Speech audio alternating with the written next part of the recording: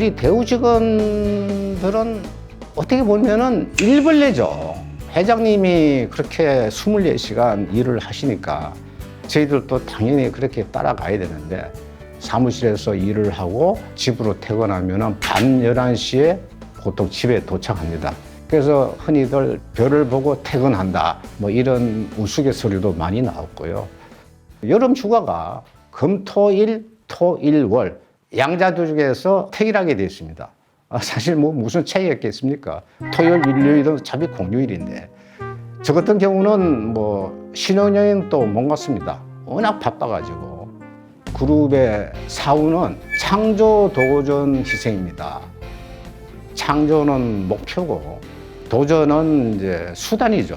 희생은 이제 행동이고 그래서 행동이 없이는 도전 목표가 이루어지지 않는 거죠.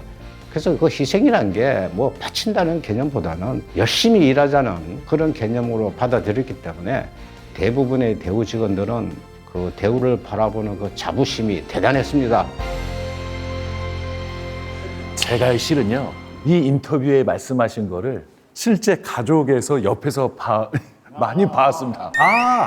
둘째 형이 대우 상사로 이제 입사를 해서 이제 갑자기 발령이 나요. 어느 나라로 가라. 어느 나라로 가라? 예. 그럼 진짜로요. 이제 가방 싸가지고 다음날 정말 나갑니다. 그러면 누나는요, 혼자 그냥 집에 다 이제 짐을 싸가지고 한 2주 정도 있다가 아이 데리고 그때서야 이제 넘어가는 거죠. 와. 저게 요즘 기준으로 이해가 안 가잖아요. 뭐 52시간 다 넘고. 근데 저 때는 사실은 대우뿐만 아니라 현대, 삼성, 다 그랬죠. 다 그랬어요. 오너, 관리자, 직원까지 다 저렇게 일하던 시절이었거든요. 그래도 그 정도 보상이 있으니까 사실은 이 직원들도 자부심 가지고 일하는 거 아니었던 건가 싶어요. 약간 그 우리 회사라는 느낌을 계속적으로 만들어주지 않으면 유지되기 힘든 구조고, 이게 다른 대기업들이랑은 다르게 성장하는 게 눈에 보이죠. 눈에 보이는데 그걸 내가 만들어가고 있다라는 느낌을 가질 수 있잖아요. 나의 성장과 회사의 성장에 같이 간다? 이걸 같이 느끼는 순간 저 희생이 가능하게 되는 거죠. 그러니까요. 우리 김우중 회장 정말 일밖에 모르는 일 중독자였던 것 같은데요. 그래서 이런 별명이 있었다고 합니다. 사무. 김우중에겐 네 가지가 없다. 첫째가 무주, 술이 없다. 술이 없다. 그 다음에 무색.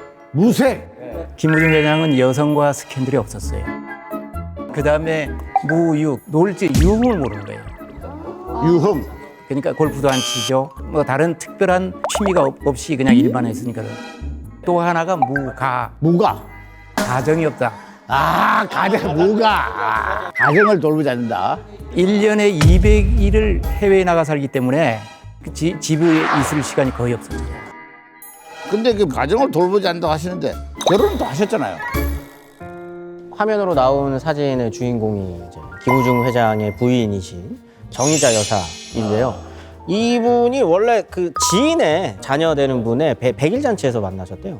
꼭 그 김우중 회장과 관련된 에피소드는 유학이 좀 많이 언급이 되는데, 정의자 여사 같은 경우에는 유학 준비를 하고 있었대요. 근데 그때 김우중 회장이 우리 회사에 미국 지사 생길 것 같은데 나 글로 갈 것 같으니까 같이 유학 가서 공부하자 라고 해서 그럼 결혼해도 공부할 수 있겠네? 라는 그 큰 그림 속에 두 분이서 이제 결혼을 결심을 하게 된 겁니다.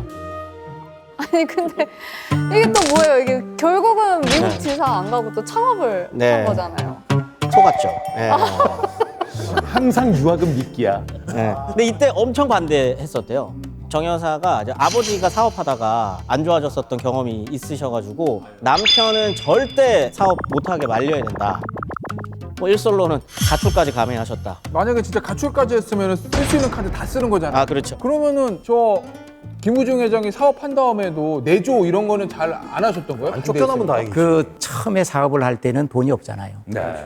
이 실 같은 걸 사오려면은 일단 현금 주고 사와야 되니까 그때 개를 해서 그 개돈을 쏟아붓고 그렇게 하면서 뒷바라지를 합니다. 내조도 내조지만 사실 대우그룹 김우중 회장의 부인으로만 유명하신 분은 아니에요. 그 아트센터 관장으로도 알려진 분이시고, 이 페리스 힐튼으로 유명한 그 호텔 있죠. 여기를 운영했거든요. 아까 그 땜이셨다는 그 호텔. 1982년인가 갑자기 이제 김우중 회장이 여기 호텔 영업을 맡아라.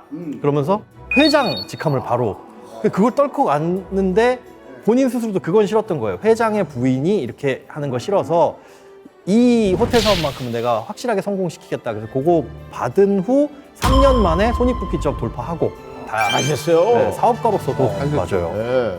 아, 근데 두 분 다 이렇게 바쁘셨으면 자녀분들은 또 서운한 게 많으셨을 것 같은데 사실 김우중 회장은요, 1990년에 장남 이 김선재 씨를 교통사고로 잃게 됩니다. 미국 MIT에 유학하던 중에요, 어머니인 정희자 씨가 아들을 보러 미국으로 가던 날이었습니다. 하필? 예. 그래서 이 아들 둘이 차를 몰고 엄마를 이제 모시러 가는 중이었죠. 마중 가는 길에 고속도로 중앙선을 넘어오는 큰 화물 트럭을 피하려다가 차가 전복돼서 24살이었던 큰아들이 사망하게 됩니다. 동생하고 같이 차를 타고 가다가 형은 죽고 동생은 기적적으로 살아났거든요. 그래서 그 시신을 한국에 가져왔는데 그것을 자택인 방배동 자택에 한동안 갖고 있었어요. 그래서 그 김우중 회장이 그러면 안 된다 그래서 안산 그 자기가 가지고 있는 농장에다가 그 시신을 묻고 그 선재를 그 장남을 묻고 거기에서 정희자 여사가 한동안 삽니다.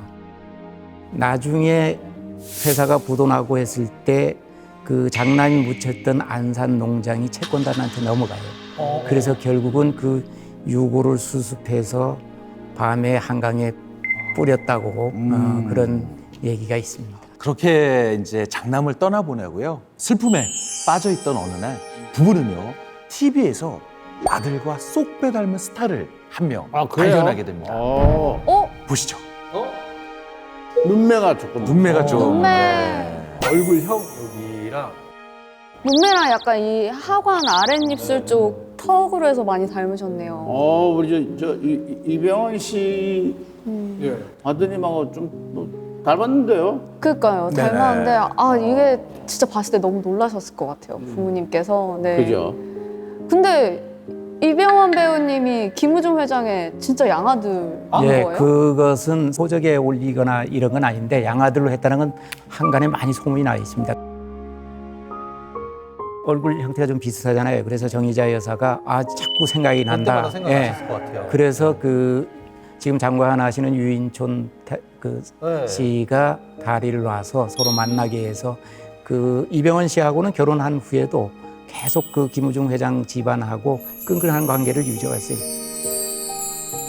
그래서 이제 김우중 회장이 타계했을 때요, 장례식장을 찾은 이병헌 씨가 2시간 동안 대성통곡을 한 모습을 보게 되는데요. 그런 애틋한 사연으로 만났는데 우여곡절까지 다 지켜봤으니 마음이 참 안 좋았을 것 같다는 생각이 듭니다. 김우중 회장 자서전 보면은 이 아들을 먼저 보냈을 때 그때 이제 심정들이 표현이 되어 있거든요. 한창 바쁘던 때 아이가 갔고 그 아픔을 잊기 위해서 더 일에 매달리려고 했다.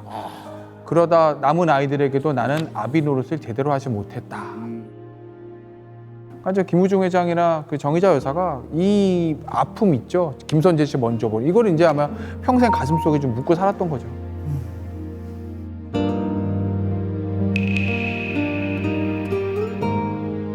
김우중 회장은 그렇게 워크홀리 소리를 들어가면서 창업 15년 만에 누구나 다 아는 그 재벌이 되지 않았습니까? 정말 초고속 성장한 건데 1967년에 대우 실업 만들었어요.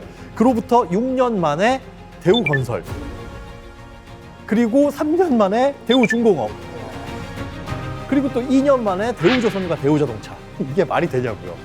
그러니까 엄청나게 빠르게 사업 규모가 확 늘어났습니다. 이게 가능했던 이유가 뭐냐? 사실은 창업을 한 게 아닙니다. 이게 인수를 한 거예요. 기업을 인수했구나. 쓰러지던 회사를 인수를 해서 심폐소생술, 한국기계를 인수해서 대우중공업,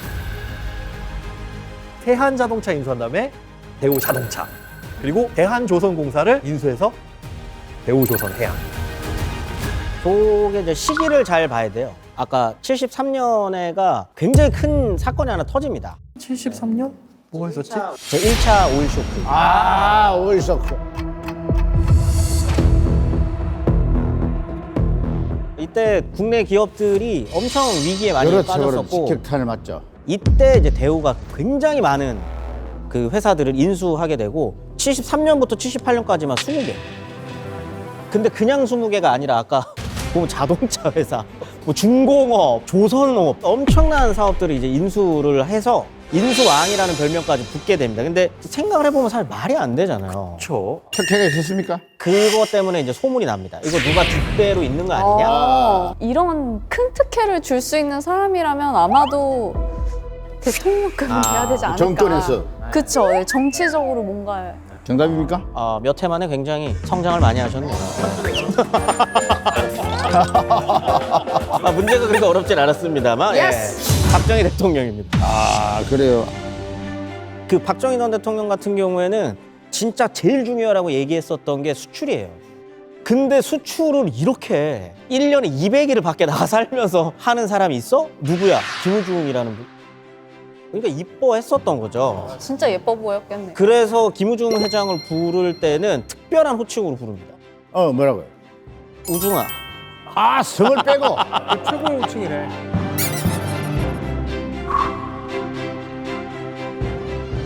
김우중 회장하고 박정희 대통령은 상당히 특별한 인연이 있습니다.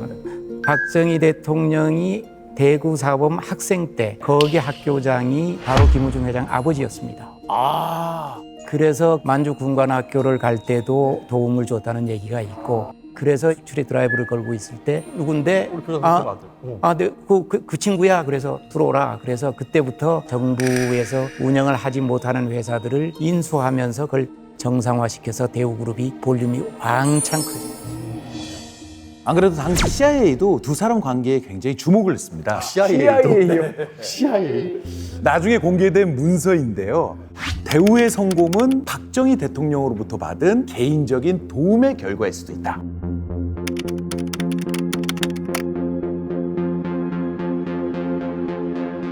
겉으로만 보면 그냥 정경유착이라고 보일 수 있어요. 왜냐면은 누가 봐도. 대우가 아무리 돈이 많아도 섬유 팔던 회사거든요. 섬유 팔던 회사가 갑자기 자동차 회사를 해. 또 뭐 하다 보니까 조선소를 인수해. 자기가 원래 하던 업이 아니죠. 그것도 10년 안에. 그리고 대통령하고 김우중 회장은 개인적 연이 있어. 우중아 우리 우중이 이런 사이예요. 그러면 누가 봐도 이게 정경유착이라고 보이는데, 대우전자, 대우자동차, 대우조선, 기계 전부 다 인수한 거거든. 이제 이것 때문에 맨날 정권에 붙어가지고 권력에 붙어가지고 기업체를 많이 쉽게 먹어가지고 컸다 이렇게 얘기하는데, 대우 쪽에서 보면 그렇지 않아요. 부실 기업이 나오면은 관련 업계나 정부가 전부 대우를 경영으로 지목해가지고 인수하라 그래가지고 한 거거든. 본인이 원래 70년대 그 사업으로 돈을 많이 벌었을 때는 무역하고 금융 쪽으로 하려고 그랬어요. 근데 박정희 대통령이 중화산업 투자를 많이 한다고 잘 안 돌아가니까 이것 좀 살려달라 하니까 생각을 바꿔서 이제 힘들게 이제 부실 기업 살리면서 이제 중공업까지 다 한 이제, 그러니까 김우중 회장님 항상 하시는 말씀이 우리의 사명은 이 나라를 잘 살게 해서 다음 세대는 이렇게 어려운 것이 없이 지날 수 있게 하는 그 희생을 하는 세대다, 이런 생각을 계속 말씀을 하셨거든요. 절대 그럴 리가 없습니다. 왜냐하면 저게 인수전이 들어가는 게 1913년 이후잖아요. 저 때는 대한민국의 경제발전 방향성이 바뀌던 때예요. 그 이전에 수출, 경공업 수출이었다면 이제는 중화학공업으로 드라이브가 완전히 달라지는 때입니다. 그런데 본인은 부실 회사라고 말하지만 알짜로 중화학공업을 추진할 수 있는 회사들을 한 기업에 몰아줬다? 이거는 명확한 정경유착이죠. 전 세계 어느 나라든 어떤 기업이 짧은 시간 내에 성장하면 특혜 의혹이 나와요. 그건 비단 우리나라뿐만 아니라. 근데 김우중 회장은 당당했죠. 왜냐면 내가 무슨 특별히 뭐 정권과 붙어서 뭐 정권한테 대가를 주고 회사를 가져온 것도 아니고, 나는 소유를 목적으로 하는 기업가가 되기보다는 성취형 전문 경영자가 되고 싶다.